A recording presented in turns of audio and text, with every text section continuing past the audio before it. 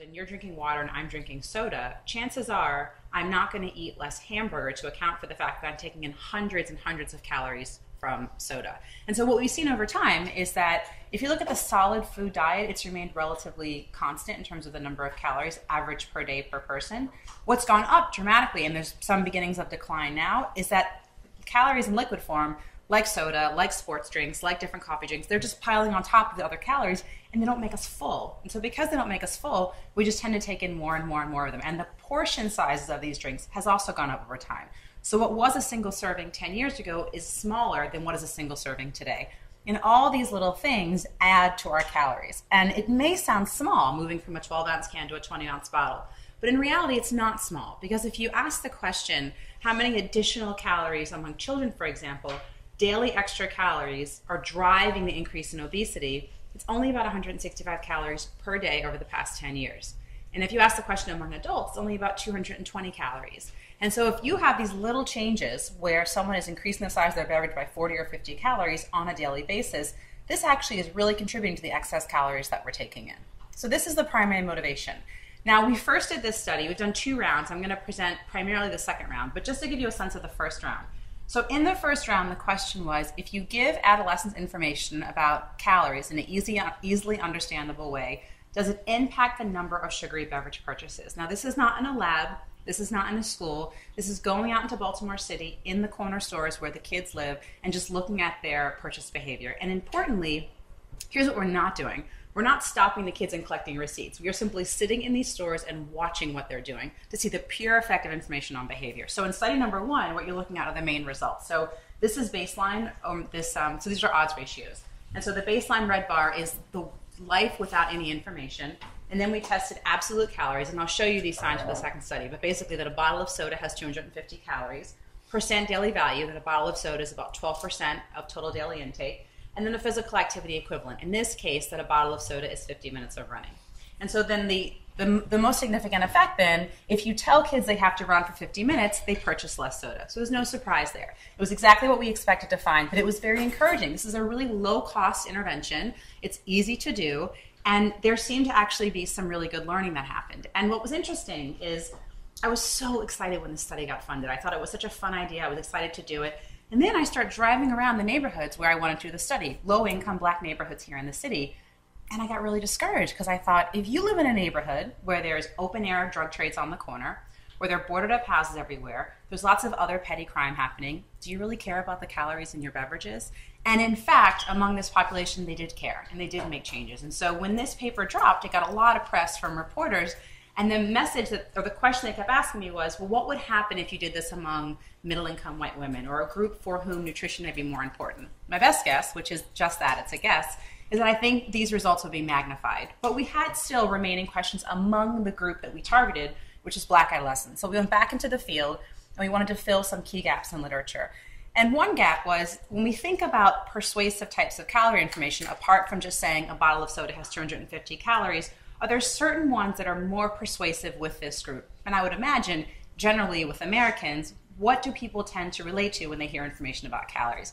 And this is all motivated by the fact that when we hear information, you can hear the exact same thing, but someone may present it in a more meaningful way. And when things matter more to you, you tend to make more changes. And we sort of know that throughout life in all different kinds of examples.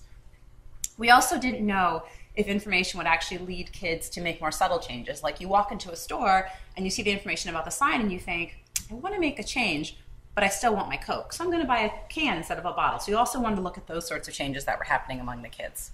So the major question of the study, the main study I want to present today, is simply, if you give kids information in an easily understandable format, does it reduce purchases of sugary beverages? And so the design, it's a case crossover where we had 6 corner stores here in Baltimore. Every kid is serving as their own control because we had a baseline period and then we collected information about each one of the signs. And I'll show you the design in a second. The target, again, is black adolescents 12 to 18. This is done by site alone. So to qualify to be enrolled in the study, stores had to be within 5 city walking blocks of a middle or high school. So they're within our sort of target population or near there. And if any of you spend time in the city or just know kids, like they crowd these corner stores after school. And so it's a really easy way to get purchase information. They had to be in a zip code that was at least 70% black.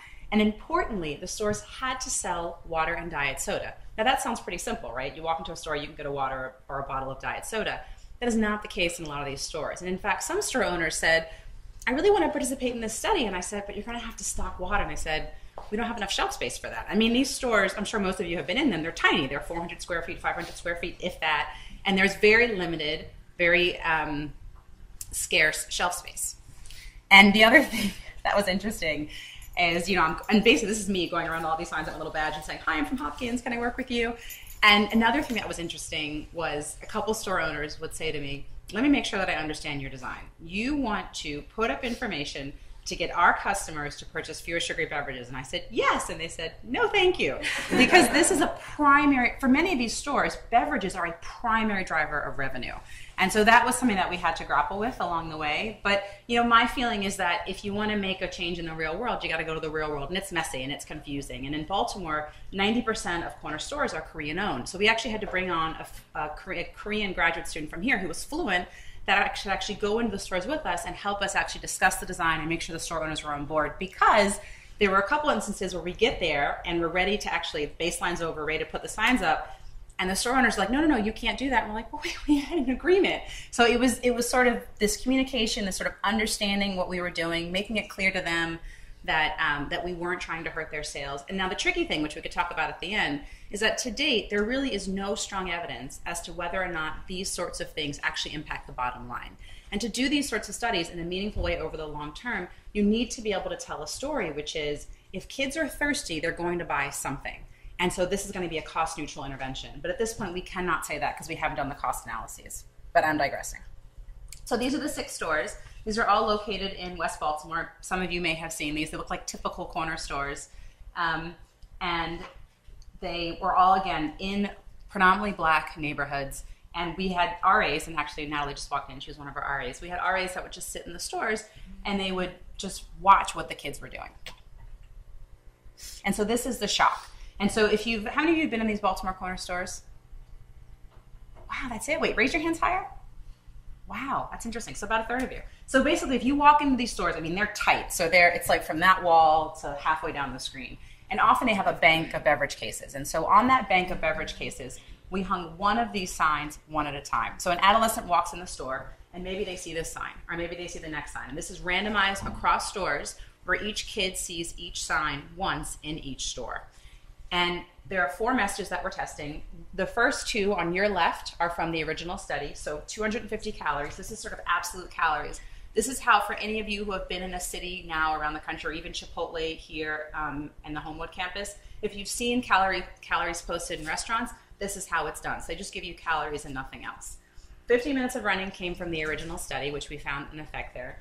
The 5 miles of walking came from a campaign that New York did that grew out of our original study, where they showed someone, some of you probably saw it, they showed someone walking from Union Square in Manhattan over the Brooklyn Bridge, and he's like getting slower and more tired as he walks, and then the punchline is, I had to walk 5 miles to burn off a bottle of soda. So we're picking up on the New York campaigns to see if it actually has influence.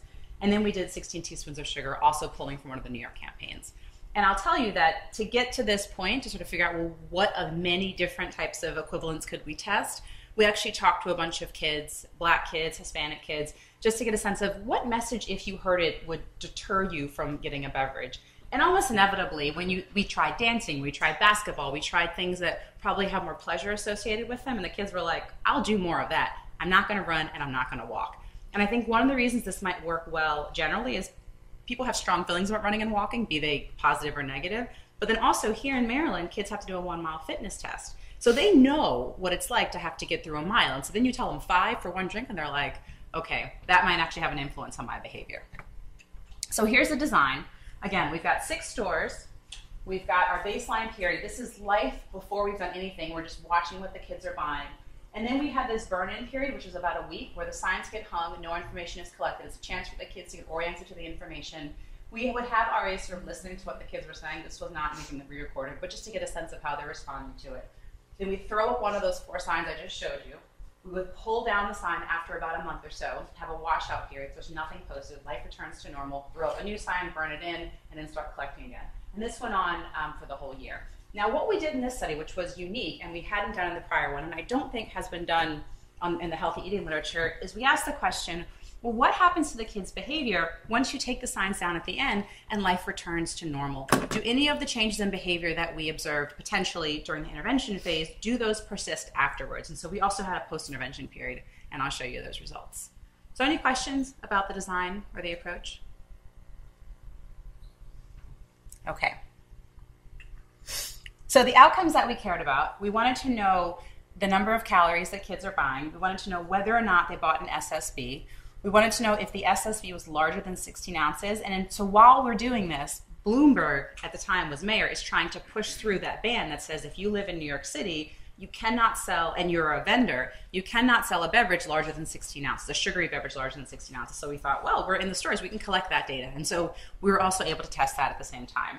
And then we wanted to know, when kids walk in the store, are they actually choosing not to buy a beverage at all? And we were able to test that the second time around. So those are the 4 things that we cared about in terms of outcomes.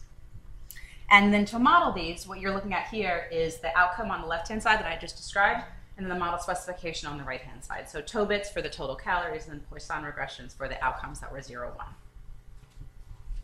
And I should also point out that we had a bunch of, not a bunch, we had some covariates. So we're basically having these data collection sheets for the kids. So we're recording what we perceive as their gender, which is probably highly accurate. We're recording their beverage, which is accurate. We're recording the size of their beverage, so we can then calculate calories. And then we also record the time of day. So in some of these stores, the rush was right before school, between around 7 and 8 a.m. And in some of the stores, the rush was after school for whatever reason. And so culturally, those kids could have differed between different stores. So we just wanted to pick up that variation. So we're adjusting for the time of day. We also adjust for the temperature of that month, because reasonably, if it's July versus January, your thirst for something may be very, very different. And so we also adjust for that in the models. Yeah. Just one question. So you had the person who was collecting the data was just observing the kids. They didn't ask them questions or talk to them. So they kind of estimated like the age and things like that. That's exactly right. So we're looking for Black adolescents 12 to 18. So it is certainly possible that we have some 11-year-olds in here. It is certainly possible we have some 19-year-olds in here. But it's totally based on site alone. And we went back and forth about this. We said, maybe we should stop all the kids and ask them how old they are. But I think my sense is that would dilute the intervention a little bit too much, because then we don't know if us just intervening with the kids has any impact on their purchasing behavior. But again, being located to these middle and high schools really restricts the age band that we were focused on, in part because they just rush these stores after school. So you sort of know who you're getting. It's like high school down the street and the middle school down the street and so on. Yeah. Do you know whether they actually saw the sign?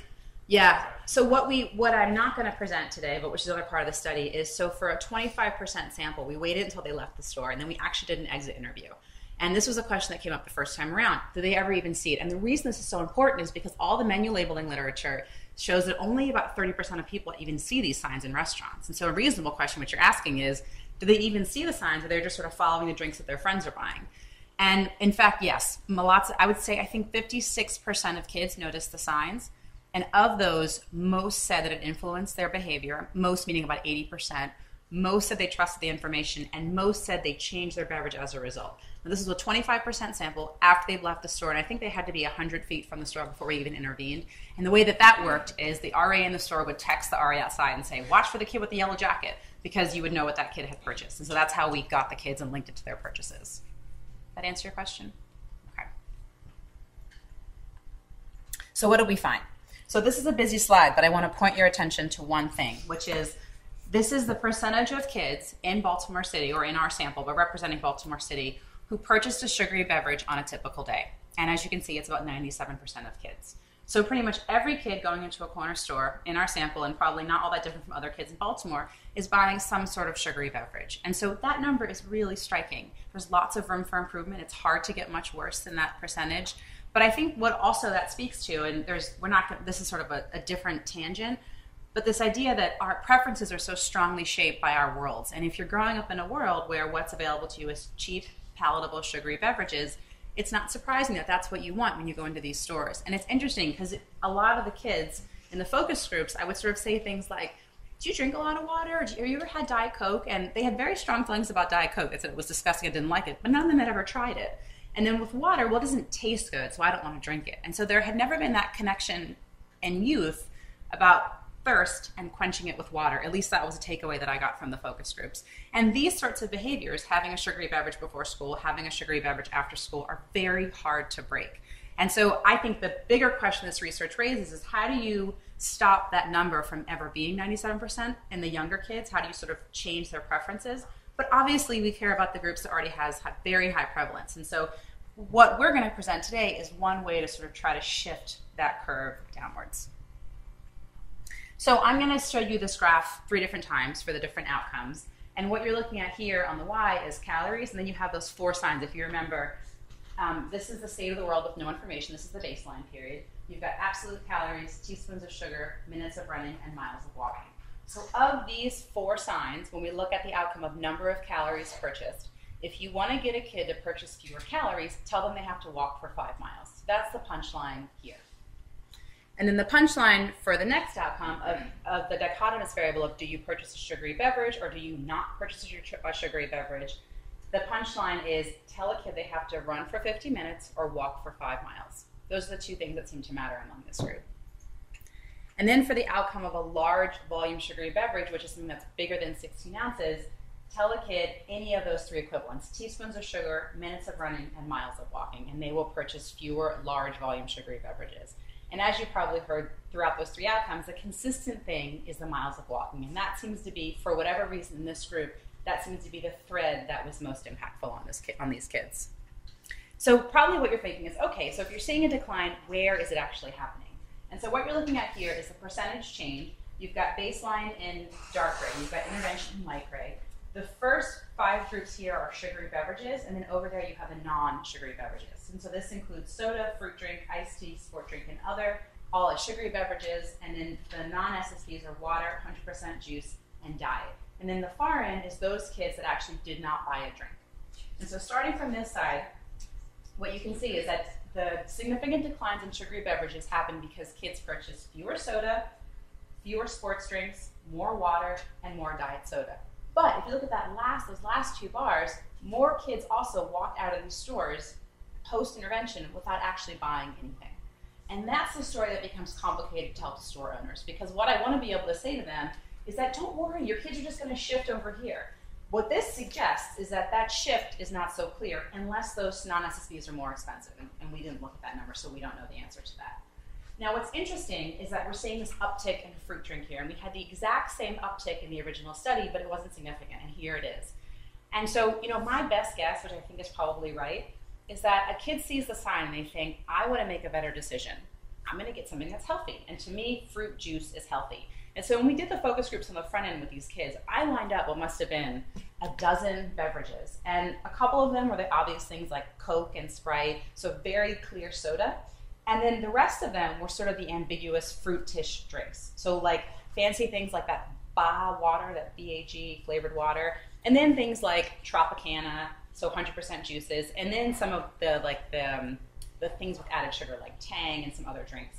And almost inevitably, when I showed the kids a bottle that had fruit on the packaging, they always told me it was healthy. And it wasn't like they did it the first time and then corrected themselves.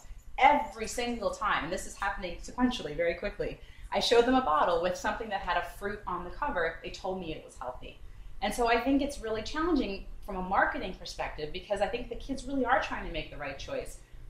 And they think they are making the right choice. But in fact, many of those iced teas and those fruit drinks have more calories than soda because the serving sizes are actually even bigger than a regular can of soda or a bottle of soda.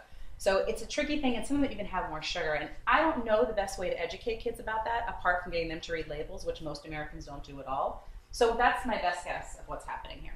Anybody else think they have an idea of what's happening here? That sounds reasonable. So you buy that. Okay. So then the other thing we looked at is this issue of large drinks. This is again comparing baseline intervention, and then you've got soda, fruit drink, iced tea, sport drink, and others. So you just